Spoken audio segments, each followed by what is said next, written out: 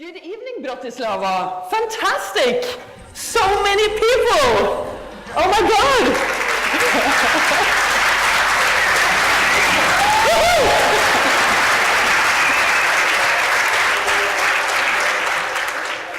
This is Snohetta, the mountain. It's 2,286 meters tall. So why does an architect office be named after a mountain? It's really a silly story. It's about the first office we had downtown Oslo. That was on a loft. And on this loft, on the first floor, there was a very, very brown bar called Dovrehallen. And Dovre is a mountain plain in the middle of Norway.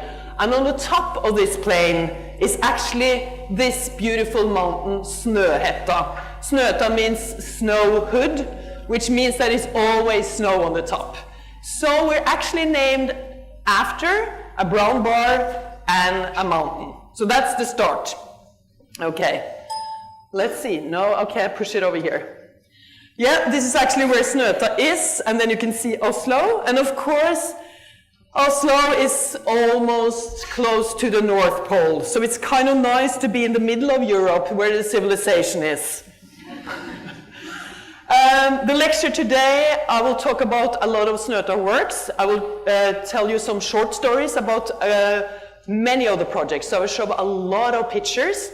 And I thought in the night of architecture, I would talk about how to transform landscape and building into a new relationship. Because the start of Snohetta was landscape architects and architects together, working, and really how the context meets the built structure is really the base of how we work.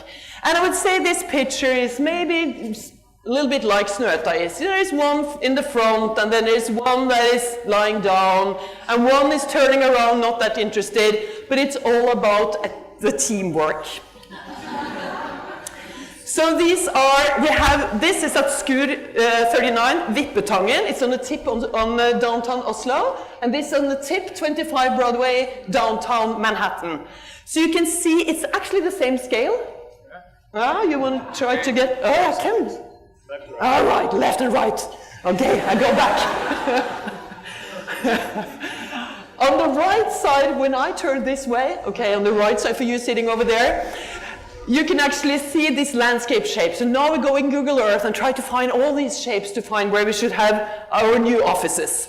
We're 100 people in the Oslo office and 50 people in the New York office. We're 50-50 men and women. I would say altogether 23 different nationalities. It consists of interior architects, landscape architects, and graphic designers. And of course, we have some administration people. This is the office in downtown Oslo. It's actually in a shed that used to have just tractors that were parked in there. So we cleared that and then made a new flooring, and it's 1,600 square meters in one floor, and we all sit together. And also, this is, I know you can see that, okay, the computers are a little bit old. We have upgraded a little bit. But we sit probably as you do as students, all together, and it's all about sharing ideas. Sharing is everything. So everything is team-based, and when you are working on a project, you walk by another desk, and then you're asking, so what's that thing you have over there? And then you start sharing the ideas. And it's all based on this, how we work together in a team. And every second Monday we have a meeting in the stair to share ideas and share what we're doing and when we win a project and when we lose a project. And it's really about the heads that counts. We are not named after a person, we're actually named after a landscape, a mountain. So it's really the head that counts. And to be singular in the plural is also really important. So to take care of people, so we're having a lot of things doing together. It's not just work, it's really important to have fun. This is my colleague Rob. He made this mapping. It's one day at the office. So it's the blue team and the red team and the yellow team and how you wander around the whole day. What is really missing in this plan is actually the coffee machine, because we know that everybody would stand around the coffee machine. And we also have actually a chef coming and making hot lunch for us every day, and we're sharing the lunch together. When you talk about creativity and you're thinking about architecture design, we think that yes, we are working in this creative world. This book, Idea Work, is made of some researchers in Norway, and they took really different kinds of firms. We were the only architect firm. Statoil is the national oil company in Norway, and it was a bank and a magazine and a really different kinds of people, and to talk about how to make ideas, how to make creativity work. And what they actually find, they find that there were some equal drivers that all these very different professions were working in. And they summed it up. Oh, I see, now I got the Norwegian part because it's also in English. So this is a crash course in Norwegian. Emotionelt, you probably can understand that. Fysisk, being physical, it's really important. Prototyping, really important.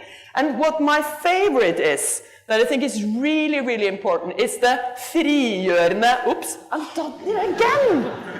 Oh my God, how did I get back here? Oh, I was so close.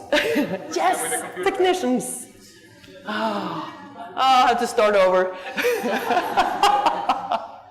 Okay, yes. Frigjørende latter, liberating laughter. That is so important when you're doing creativity work and having fun together. And you can say something stupid as somebody starts to laugh, that come to a new idea. So never forget about that. Have fun when you work. There's so many serious architects out there. You don't have to be part of that. Every year we try to go for a hike on Snohetta. It's actually 1,300 meters, so it's a pretty tough hike. It's just a big pile of stone. This is 2 years ago. I think we were 50 people going up all the way. So it's a pretty tough hike. And I think actually the notion of going on this hike is always also how it feels to work in architecture. Some days, I'm sorry, it's living its own life. Some days it's so easy. The weather is nice and sunny and it's easy hike up. Other days it's mist, it starts raining, it starts snowing. You can't see the next stick, you don't know where to go. You lose a job, you're not getting paid or your client. It's really a bad atmosphere, and it's just you really have to keep on climbing mountains and never give up that you can get the next project, you can get a good idea.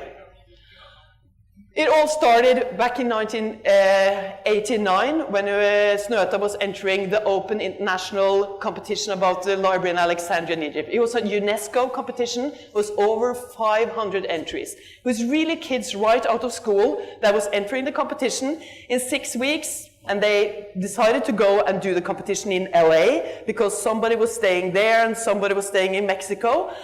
And in the end, they got the project. And on a really bad telephone line in '89, somebody said, "You won the first prize." And it was it the first prize or was it the third prize?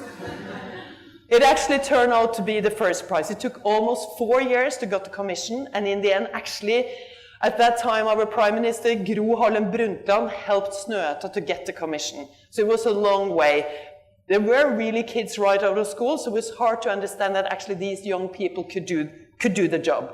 But it all started with a concept. So here's the red dot is where they think the site of the ancient library was. And you can see the circular bay, so the circle was part of the concept. The sun goddess Osiris, of course, also the circular shape, and in 1989 the microchip was also circular. So they were really looking into the future at that time. It's said to be the 7th largest library in the world. That's probably passed a long time ago, but it's a pretty large project, and it's by the Corniche, by the Mediterranean Sea. The concept is really easy. You know, you always have the horizon in your eye height. That's just the way it is, whatever height you are. So if you think of a circular disc and you place it in the horizon and you look into the ocean and you make a slope, you dip it, the disc is actually crossing through the water. Where the horizon crossed the disc is present right now, today. And then we said, if you take away the two other parts, we have what is below the sea level is the past, where you enter is present, and what's going up into the sky is the future. So past, present, and future was really important, and for the history of the library was also really important for the concept of the building. It's actually going into a water pond and it's linking back into the ocean. The project, this is actually the model from '89. It has a very high-tech roof and it has a very low-tech wall. So they have also this presence and passed into the materiality. The big reading room has 7 levels, and it was really important to get still an intimate feeling that when you are in a reading room, actually you feel you should be part of it. And then it has all these levels in oak, so it has some of this Nordic wooden feeling touch to it.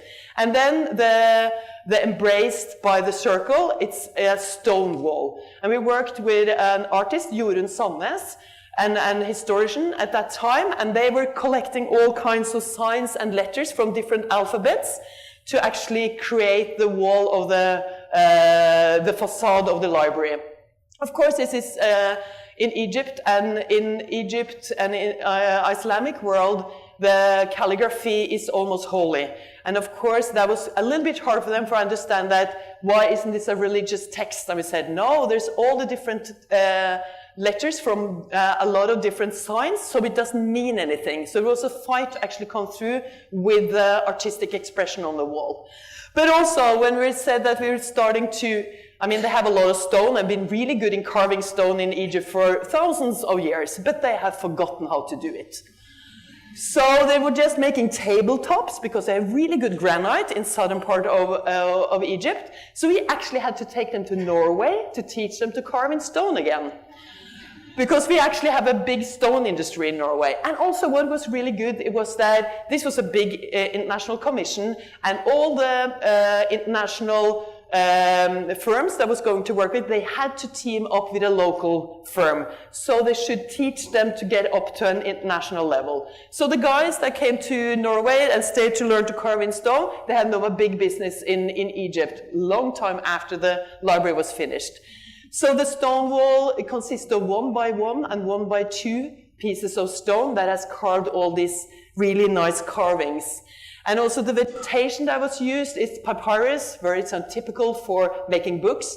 It had agriculture plants, I mean regular plants that likes to live in the climate there. So it's date palms and olive trees. And they thought, no, that's so common. Why can't you find something more exotic? We said, no, we should really see this in a new context, in an urban plaza, and really be proud of what you have and what actually is suitable to live there.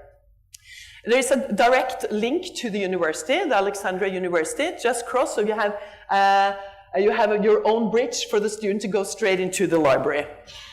And also a big discussion now that it should be fenced, and we said no, the public plaza needs to be open 24/7.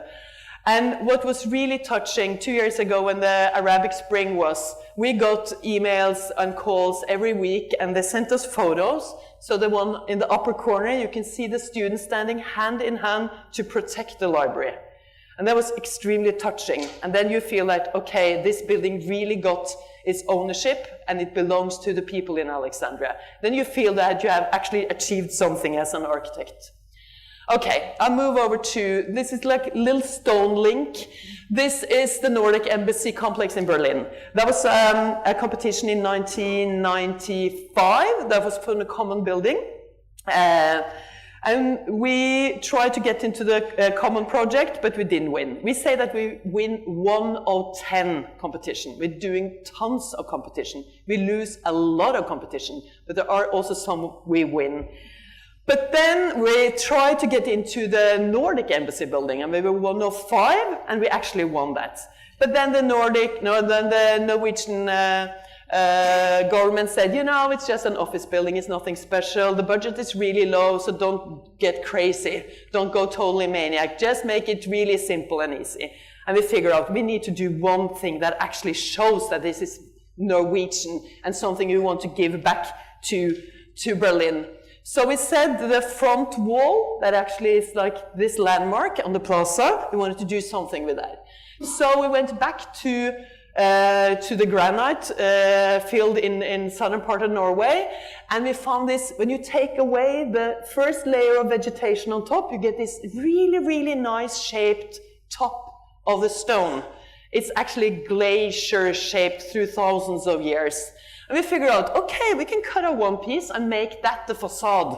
So if we actually do it, as you know, if you have a soft cheese, you can have this string, then you can go through and you just cut it off.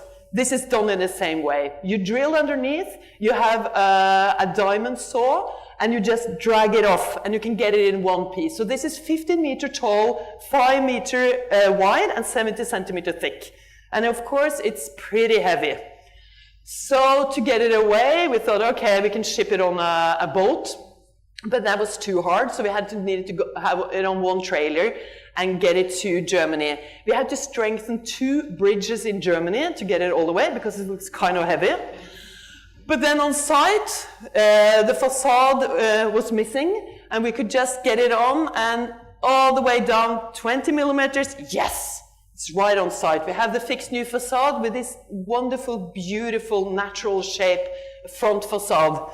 And of course, in the top floor where the ambassador and she or he stands and will then can't see anything, just totally into a mountain, but actually have a really nice story to tell. So we say it's always like an icebreaker. You can tell of a story to be an ambassador there. We have been really lucky to work a lot with cultural buildings and cultural projects. And this was a commission in northern Norway. It's almost where the polar circle are. Petter Dass, he was a vicar, a bishop, living from, he died in 1707. So in 2007, they want to make a museum of him. It's a very dramatic landscape. There are 7 mountains, the 7 sisters. And at the outer skirts of the one sister, is on top of the last sister, you can find the site where actually this new museum will be. So there is the bishop himself, he was really important. This was in the Norwegian Baroque. We're very delayed in the Baroque in Norway, so far up north. But he also wrote about everyday life. So he was an important person, and he was communicating with a lot of people also in the Nordic countries. So the existing site we got, that was just on the field, and we tried actually 2 sketch designs, but we didn't think it was a good idea, because we thought it was not correct, that the landscape was so much more important than the new museum, and we thought the old church was more important than the new museum. So we figured out we had to find a new site for it.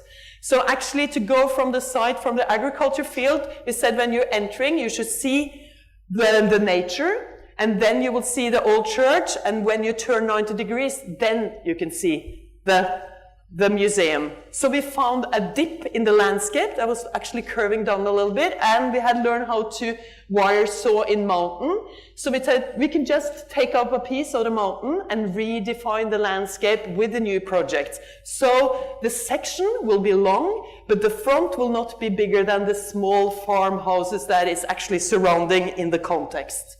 So we cutted it. It's gneiss, it's a very hard mountain. And then we started the construction. And I remember Maria, that was the project's leader for that project. She thought that the cut was so beautiful. She said, no, stop, we should not build a project. I said, I think maybe the client wants his or hers museum, so I think we should just build it. So the section is really important, and it's sticking out on both sides, one to the culture side, the other side to the landscape and the nature. And you have this beautiful cut that suddenly have some sparkles, and you have the water in it, and then you get moss. And then you have the old church from 1250, and then you have this building. It looks kind of small when you get closer. It's pretty. It's not big, but it's large. And on the other side, you can see the landscape, and of course the northern light during winter time, really beautiful. And then you have one stair on one side, and you have the split on the other side. And of course, where does actually this stair lead you to? Is it to heaven or is it to hell? I think you have to go up there to figure it out yourself. I had to talk a little bit about the Oslo Opera and Ballet, the national project. This was a big quarrel in Norway for ages, to actually spend so much money on a building that a lot of people in Norway thought was really unnecessary. Why should we spend millions of money on an opera that so few are interested in? But after a while, the politicians decided that they wanted to make it downtown Oslo and to make it as the first part Actually, you can see there's a big road, and the Port Authority owned the whole thing, and this would be transformed the whole area. So they picked the site and said that the cultural building will be the first in the transformation, which was genius to start with that, because then that would set a standard for the rest of the transformation of the area. This was also anonymous, open international competition. I think it was 324 entries. At that time in 2000, we almost didn't have anything to do. The library in Alexandria was not finished, and we had to lay off people, and we said we just really have to be part of this competition. And we were absolutely not sure at all that we would win, and we were so happy when it turned out that we were the winners of the commission. You see the white building here, and actually here is where the office is, by the ocean, so it's very close to construction site. The concept here is really easy as well. You have the city grid, and Oslo is a pretty small town. There's 650,000 people living there. It's very green, and it's framed by green, and it has the ocean close to it. So the hill Ekeberg is really important to tie the city grid over to the hill, and just the only thing that can stick up is the tower, the technical tower of the opera. The rest is actually sloping into the water, into the ocean, and letting people to get up on the opera. And for the program, it didn't say anything of an urban plaza. It said it should just be the building and nothing more. And we said that, okay, if people don't want to go into the opera, they should be able to walk on top of the opera. And then we turned the fifth facade roof to a public plaza to say that that should be totally accessible and also open 24/7. So the concept is actually, it's a curved wall that ends in the water. That actually is the limit between land and water. And then you have, in the back, you have the factory where all the people are working. And in between, you have the theater world. You have one carpet that is covering the whole thing, and voila, you have one element, the opera. And this is actually the renderings from the competition in 2000. So don't worry if you can't really, if you don't think you're too good in 3D. It looks okay. You can even win international competition. And then the accessibility to water was really important, and you could see the view. And it's more like a landscaper than a skyscraper. It really belongs to the horizontal. And again, the horizon is really important, specifically when you're walking up. So the site is actually inside the water with a big heavy traffic road that is now turned into a streetscape. And the white building was our vision from when we did the competition. And this whiteness should be different from all the other buildings around it. And of course, we had this vision that it would be really, really nice to have an Italian Carrara marble that is like the opera stone. So after 3 years of testing out stones from all over the world, and also a lot of Norwegian stone, actually the Carrara marble was the best, most suitable, the whitest, and also that could be durable, because it's the salt, it's all the dust, it's heavy traffic on top of it, but we actually found that. So this is one big carpet, 19,000 square meters marble cladding. All the pieces are different. It's like this enormous big puzzle. And these are all the slopes. It's the slopes almost like you walk in a landscape. So it's have all these kinks and curves. We work together with 3 artists to define the slopes and to work on it. And of course that was a little bit problematic about accessibility, because how you will always have to mark a step with a contrast color. And that was really hard to do here. I mean, say that, when we tested it out with the yellow markers, with black markers, it looked really, really bad. And we said that this is actually something different. It's as you are walking in a landscape. You don't have a marker when you walk in a landscape. You have actually to pay attention to where you walk. So in the end, what we actually managed to do is we did this. All the kinks, the small steps, we said that we separated them, and we said, these are art. The rest of the pieces, the slope, so this is a piece of art, and this is an urban landscape, or a roof. And actually we came out with that, because you never mark a piece of art with a yellow ribbon. So that was really smart. The notion of the indoor-outdoor was really important. And again, that's, if you could call this a landscape, how would you also attract people to look into the opera? Maybe be a little bit curious what's going inside. And that's what we really have been working on. And people are really curious to see how this is, and you are climbing on the top of a mountain and you still are looking inside in a cultural building. And people are using this. Norwegian, we love to go on a hike. That's something we do a lot, and this is always occupied. 24/7 people are walking on top of this. And then there are more outdoor concerts. Some of them are free, 8,000 people sitting together. But this is, I think this was from a classical concert. But I think the most special one was then when Justin Bieber were there and 10,000 screaming teenager girls and a couple of hundred men were there. Of course, it's winter time in Oslo, so we have a lot of snow, and then of course we close off the sloped area. You have to go there on your own responsibility, and of course people are bringing their skis and doing a lot of things. So they're using it still on your own risk. Oops, did I do some? And of course, it's really important to actually try to say that even in this country far up north, we still do care about these classical, like ballet and opera. So for the small girls to actually have this opera house to look into the future, that this is really exciting, and the ballet in the Norwegian ballet is excellent and international standard. But of course, maybe the most important is that the swans, the real swans, also take part of the opera and be part of the slope. Of course, there will be a lot of theater going inside, but I'm not going to go inside the building, so I'll move over to the next project. In 2004, we were part of the project for the Ground Zero project. The terrible catastrophe that happened in 2001. They had a master plan that was done in Libeskind, and then they have all these towers, and then they had 2 specific buildings in the memorial that was already done, and there should be a theater complex and a cultural complex. We thought that maybe we could be part of the theater complex because of the opera, but it had to be a finished project, so it was the Library of Alexandria that we could sort of apply for. And after tons of interviews, in the end, they actually chose us for the commission. We were totally shocked. We thought, absolutely, that it was impossible for a non-American office to get a commission on Ground Zero. But actually they chose us in the end. So the first project, we actually worked with something you already heard, Past, Present and Future, where we said past is actually all about the Memorial Museum below grade. And the present is actually the culture building, which is always present. Oops, sorry.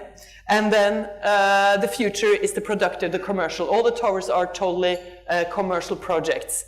Our first project was 30,000 square meters. The opera is 38,500, so it's a big commission for us. After 1.5 years, we just moved over and established an office in 2006.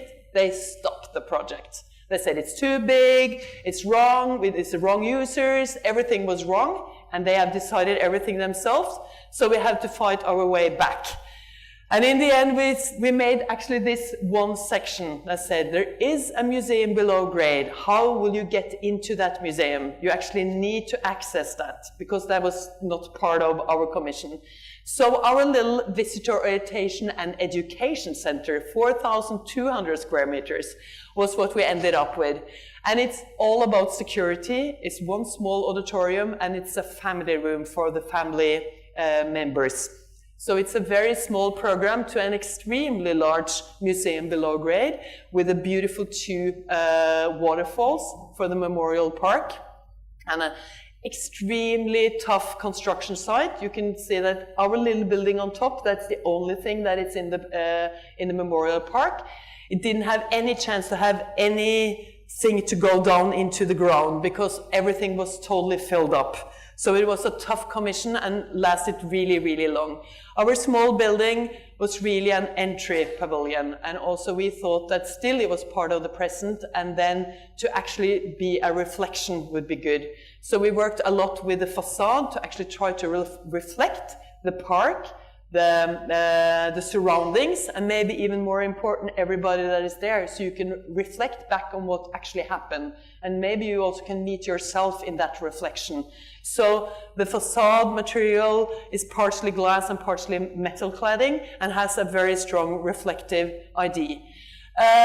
These sculptural elements, the tridents, are some of that survived from the old Twin Towers that we put into the passage that goes below grade. And they are really dramatic and beautiful, and also extremely like wounds that you can see, and it gets very close to you when you're there. The Memorial Park is really amazing, so if you have a chance to go to New York, I really encourage you to go there. The waterfalls are spectacular. Our little pavilion is just on the side, but all together they fit in really well. I thought I should tell you about two other projects we have in the US. We have now, when we established the office, we had the one commission and stopped and started and stopped and started and stopped. And then we started to apply for more work. So one of those commissions is actually the extension of the SFMOMA, San Francisco Museum of Modern Art. That also was won by an interview.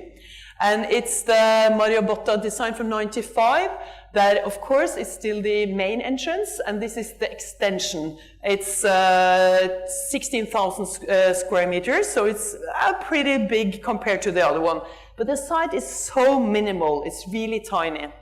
So in the San Francisco district, the cityscape is, it has a pretty dense city grid. But you have the major streets and avenues, and then you have a lot of back alleys. And the site actually have more back alleys that is part of our little site. So we were really thinking of how we could use that, because we would be a backdrop to the Mario Botta building. So how to actually enter the building, that would be the secondary entrance, was really important, because the 3rd Street entrance from the Botta building was still the main entrance. So to try then to link the two buildings together, and Mario Botta building is so bold, so you can't miss it, how to play together with that. So we said that it has to be a meeting point, and also you can see the site is really, really narrow, so we have to go up in the air to fill up all the program, but then try to reuse the alleys in a new way, and to cut back to actually get daylight all the way down, and not fill out the whole space, but get the first floor where the people are, where the human scale are, to get that to be important. And also how the extension, it's almost like a slope, the section through the building to lead up to our building in the back, to activate the whole area, to sort of lift it up from the ground and make new grounds up. And then all the way to the existing sculpture garden. And the section the other way, also again lifting up from the ground and trying to get people up, because there were so many stairs and so high up. And then really make it all the way, so it's a public space that is the first floor. It's even a green wall to try to get some of the plant selection that is in the really pretty tough San Francisco weather, and to make that, even if it's small, you feel that you're part in maybe a landscape or some sort of an urban landscape, even if you're inside a sculpture garden. And maybe more the poetic approach. It was actually to try to keep the established axis of the massive MoMA, to say that that was foreground. And the telephone building that was in the back, which is really a landmark in San Francisco, so we said we actually have to make the middle ground. Usually we would say the middle ground is not important at all. I mean, it's a landmark in front and then you have something in the back, but what about the middle ground? So this project is actually all about the middle ground, how to transform that. So you see the telephone building in the back, and then you have this next backdrop, which is our building, that is actually making a new backdrop to Mario Botta's building. The weather in San Francisco is shifting very fast. It can be raining, it can be snowing, and it can change in just half an hour. And it has a lot of fog, so the changing in the weather is extreme and very well known for San Francisco. So we thought in that middle ground is also all about the weather, to try to transform that into a building. And it's also almost like the ripple in the water, and how also that change when the weather is changing. So we were looking into the ripples, and then to try to catch the light and the shadow, and also then the weather change. So we made all these different kinds of atmospheres and changes to be the new panels that would be the middle ground in the project. So it's actually a composite concrete that was produced. All of them are excavated differently, so it's also carved out, and they're all individual panels. And one panel is pretty large, and it's an extension. You can really see this shadow pattern working. And in the streetscape, this will then be part of this middle ground. And from the first floor, you will enter in the alley. So the alley, from three parts, you can be entering the site that hasn't been there before. And it's part of the San Francisco Museum. And to try to activate it in more floors and actually make the Americans walk and not take a lift is also a big commission for this project. Groundbreaking was in 2013 and opening is in 2016, and it's actually aiming for LEED Gold. Another project in the US we're working, it's the reconstruction of Times Square. This is actually two front pages for the New Yorker, how they look into the Times Square to do a change. Because what was really important about this, that they decided to actually take all the traffic away from Broadway. So you know Manhattan, you have Broadway crossing over the whole island, and then you have the grid system. So we're actually then 42nd to 47th Street crosses, then you get the bow tie, which is like it's a crossing. There you have Times Square and you have Duffy Square in the northern part. And they closed off Broadway for 2 years to check out how that will be just for pedestrians.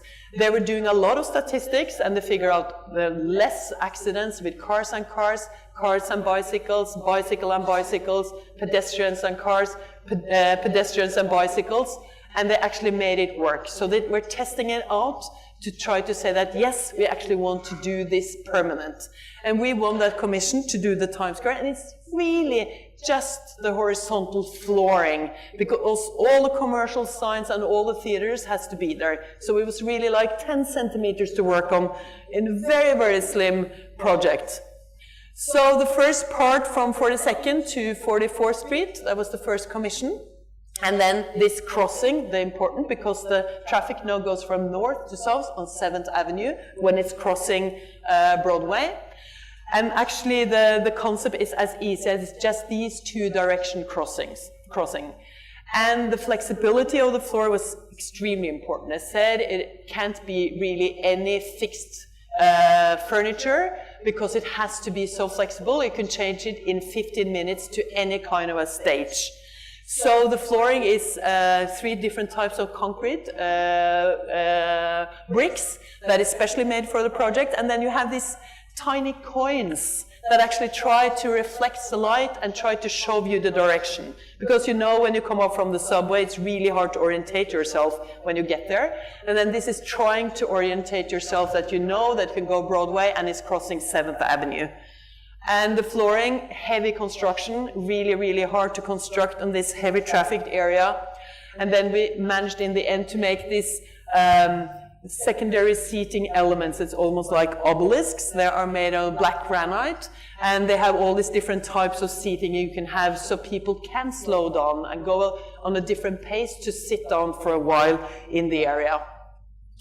And during nighttime, of course, I'm sure a lot of people don't even see that it's totally reconstructed, but that you actually can walk in a pedestrian area in Manhattan is pretty amazing that they made that. So that's really cool. And then, of course, the change. Suddenly, there is a yoga party going on, very silent, and everybody's concentrating for the sun. And then you have a rodeo show. It's still in the same spot, but maybe much more important, I would say, it's really the protest that you can have there and have all these different events going on, which is part of the Times Square feeling and atmosphere. And a lot of New Yorkers, they hate Times Square because they think it's way too commercial and way too touristic. Now they started to come back because it actually has a different atmosphere and invites people to stay there a little bit longer. So to go from here to go to Middle East. When we did the library in Alexandria, we thought that we would get a lot more commissions in the Middle East, but it took a long time. So when we opened the library in 2001, then people from the Middle East started to go and visit the library, and then we were starting to get invited for projects in the Middle East. And this was one of those commissions. It was a competition in 2007. It's the King Abdulaziz Culture Center, and it's in Saudi Arabia, very close to Bahrain, and this is the site. And it was like, oh my God, how are we going to do in this site? It's a desert, which is really exotic for us, but it's really dry, and it's a suburbia area around it, and it was kind of hard. Our rendering for the competition was this. It was really this mirage you think of when you are specifically maybe coming from Norway, when we're used to cold. It's 50 degrees, you don't have any more water, you're fighting your way in the desert, and you think, yes, over there must be more than water in this fantastic thing over there. And then when you get closer, of course it goes away. It's not for real.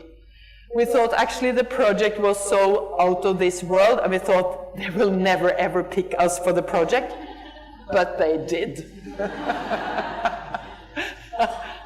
So to transport from Norway to Saudi Arabia, it's pretty interesting. Both oil nations. This is Aramco, that was the client, one of the biggest oil producing companies in the world. And we had a big discussion in the office. We're 50% females. Can we go to Saudi Arabia? Can we work there? Is it safe? What about the religion? I mean, we have a lot of gay people in the office. Will it be shot? Or, I mean, we had really strong discussion. Can we actually work in Saudi Arabia? Is it possible for us? But we thought that this program for this specific project was so interesting. It was very complex. It's actually the first public cinema ever in Saudi Arabia. One of the few public libraries in Saudi Arabia. Is really trying to do a difference. Even if we had a lot of big discussions with the client, like in an auditorium, and they say, of course, we have to have a wall in the middle, and we have the female and the male side. We say, no. You said you want to make a difference. We're not going to draw a wall in the middle. And this discussion was really important. And we thought, really, if you could actually use architecture to implement and help to make a change, then it really makes sense to work in that. The project with all this different program, we said that it was almost like natural pebbles. And you know, to make an arch, you really need keystone, or all of it will just fall apart. But all of the stones are equally important. So the different program, each of the stones, what we worked with. And we worked with past, present, and future. Have you heard this before? Past was a lot about the history, and of course digging in the ground, the present, the technology, future, education, and really learning and exploration, and actually education would be extremely important for this country. A lot of the program doesn't have any need for daylight, so we could have a lot of it below grade, which of course is really good also to cool down the building. So this is a section, most of the program below grade. Oh, here they come again. Why did I put that? Actually, Astrid on this side, she was the project leader. And one time when we were there, we were 7 women and 1 man, and he left after day 1. And then the next day, there was a tall blonde, there was the red hair, there was a brunette and the black hair. And then one Arabic man said, "What's wrong with the Norwegian men?" So we were just females working on a big commission. Actually, we were altogether 53 people working on this big project. Okay, there were 2 things that the jury said, that told us when we won the project. We really, really like your project, but there are 2 things you have to change. One is the facade. We thought it should be a polished steel facade, and they didn't like that. And was one guy in the top of the system, he said it should be black polished granite. And we're like, come on, it's a gravestone, no way. So we had to come up with a different idea to try to figure that out, and we were testing out so many things, and then we said, okay, let's look around us. What do they actually have? They are pumping up oil from the ground, and they are piping it through the landscape. Maybe we can use the pipes, some sort of facade material. So we started to work with all our pebbles, and then it's almost like if you have been knitting, you have a yarn, and you do your yarn in that way, and then we did the same. So if you think that a steel thread is a pipe, and then we were making that. We were testing this out. We're doing a lot of testing one-to-one in the office. We have a really good workshop. So we were testing a lot of different types of pipes. In the end, 76 millimeters diameter on the pipe. Where there is daylight need behind, they're squished down to 12 millimeters. Then you get an opening in between to filter the daylight. This is a secondary facade. You have the climate wall inside. And this extremely complicated 3D models is then carved directly into the pipes that are executed in exact the correct 3D shape. It's a German, Austrian firm that actually are doing the piping. I'm not sure if they're ever going to make any facade like that again, but it's a big commission. The second thing they said, because this was our rendering for part of of course, we thought the desert is very exotic, and we thought it should just be left as it is. And they said, for the landscape, you have to come up with something better. We hate the desert. So we said, okay, we had already, because there's an oil museum there today with a lush garden, and we had extended that. So the light green part was existing. This is the extension.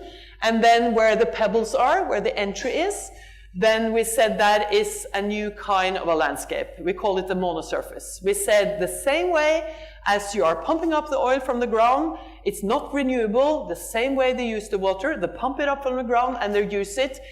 It's totally unnatural to have a lush green garden in this part of the world. So how to learn to use their own plant materials to make xeriscaping, not use water or as little as possible, and try to understand their own botany and also use their own stone. That's part of how you find the oil. So it's like a learning area. So the monosurface is a very dry landscape, and then you have the lush landscape, and the entry is below grade.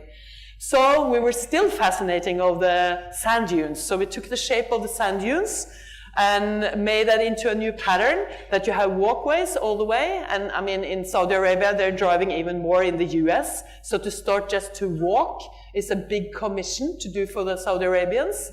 But then actually make theme gardens and also use rammed earth, the existing sand, to remake walls and part of the past, to actually appreciate the old techniques they have and not buy everything and import everything like they used to do.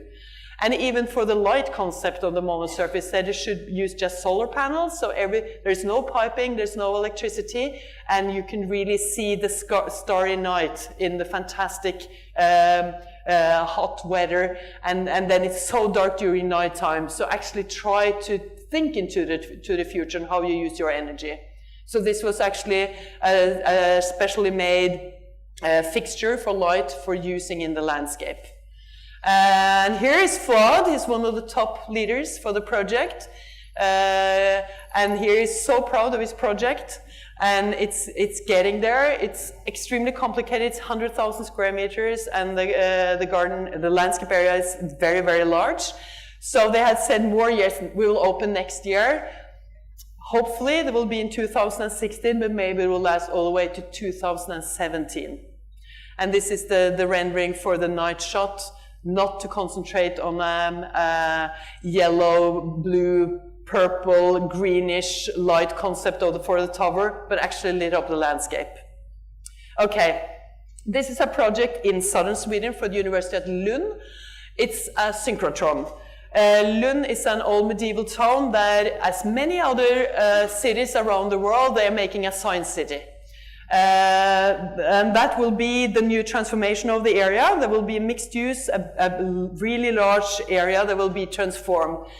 Lund is, you see they have this beautiful patchwork or agriculture area, and it's really almost a ring structure around the city, and this will just be on the outskirts of that. So it's a new first brick in the big transformation. What was really important about this project was that a synchrotron, you probably heard about Cern in Switzerland. So this is another type of a synchrotron, very non-scientific explained. It's like you are sending out light in a 350 meter long linear accelerator. And then that is turned into a circle at a circumstance of 600 meters.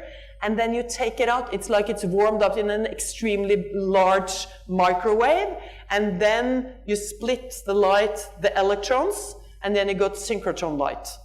It goes out in a tangent. To split electrons, it has to be pretty stable.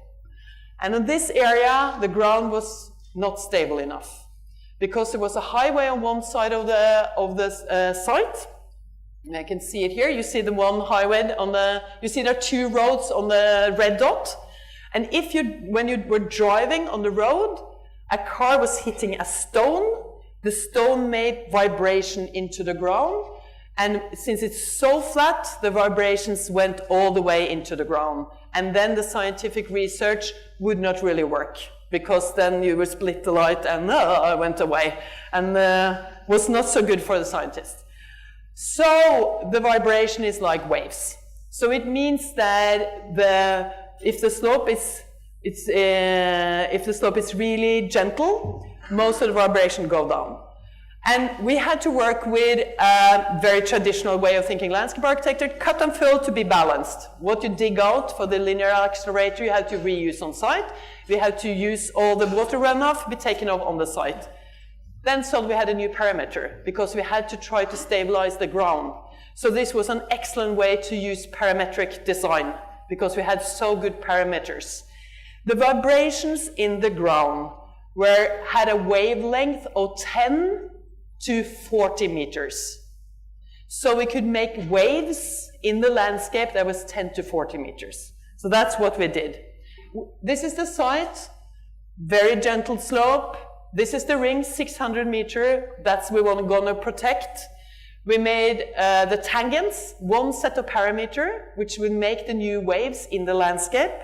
And the researchers said the more chaos in the surface, the better. The less, because the surface gets bigger, the less vibrations go down. And another set of waves that will be in a spiral. So they two together. We were testing out tons of prints. We had one meeting a week with a new project with us going down there. We started a project in January, and they said they would start the excavation in April. So we had really little time. So they made a new pattern that actually then started to take care of the mass balance, the water runoff, and the stabilization of the ground. So altogether, we make this wave landscape. And the fantastic thing was that actually they took our Rhino model directly into the GPS of the bulldozer. And then they started to excavate, and they say 2.49 meters up on one side, and then 194 on the other side. And then they started to make the landscape. They took up the cut and made it right away on the right side. So actually, of course, they said, I want to drive the bulldozer. So I've been testing it. And then 70% of the landscape was finished before they even started to do anything of the construction of the building. So here it's September 2011. This is December 2012. You see the ring is starting to get there. This is August 2013. January 2014, you see the ring and the 150 seats office building crossing over. This is November 2014, and this is from January.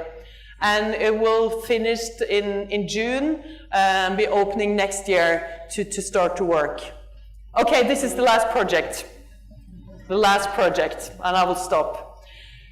Usually we say that most of our commissions in architecture is actually for people. This project is actually for wild reindeers. The Wild Reindeer Center we were asked to look into a project. This is actually with a view to Snohetta, to our mountain. The wild reindeers And of course we went on a field trip and to do the hike. We're not so many that year, you can see, that made the hike. But this area has been a military area for 60 years, and then it was turned back to be a natural reserve. So there was a lot of 10 years of revegetation and take away all the military activity, so it's not a pure landscape. But the Wild Reindeer Center, it's just 2 places in Norway you got wild reindeers. And the strange story about that is actually that it goes all the way back to the last ice age. So in the cave drawings in Lascaux, you probably know these beautiful cave drawings that is like all the way back to 18,000 years old. There was also, some of them had wild reindeers. So when the ice started to melt, the reindeers went after the snow because they love the snow, and all the way to Norway when it keeps on snowing all the time. So it's sort of the same animals that went all the way up to Norway. So the military area they took away because it's all gone. And then we could use some of the same structure in the bottom for our project. So, yeah, these are the wild reindeers from the Lascaux cave. And the military area that is still there. And the concept is really easy, because it was a place that you would be able to view the wild reindeers, and it should be a shelter. So we made a frame to frame the view, and that is a steel box. And then we made an interior that also is an exterior. It's made of pine wood, that's 20 by 20 centimeters. There's no screws, no glue, no nothing. It's just tucked together. It's carved out actually the same guys that actually did the balcony fronts for our Oslo Opera. It's actually a boat building company that did it. And it was all on a trailer and set up inside the frame. So here's the exterior, and when you go in, you can sit on the interior and see, and it's one fireplace, and you can view, and you are in a shelter. And it's a 1.5 kilometer walk, so everybody actually can get out in the nature, even with a wheelchair. And of course, the reindeer themselves, they can look back on the strange animals that's inside this glass box and view what they're actually doing in there. And then it's just sit very gentle in the landscape on top of this area that actually used to be a military area, and view into the landscape that feels pretty like a pure nature. And of course, when we're going on our hike, we always make a toast when we're in there. So last fall, I think we were 85 people, so we could even fit more people into this small pavilion. And it's nice to be there together.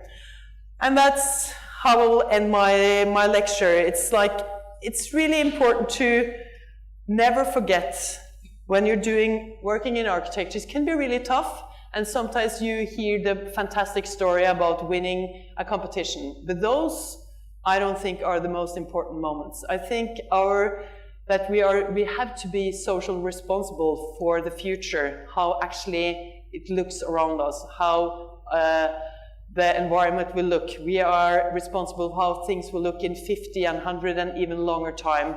So to try to create some everyday magic, it's much more important than the big commissions.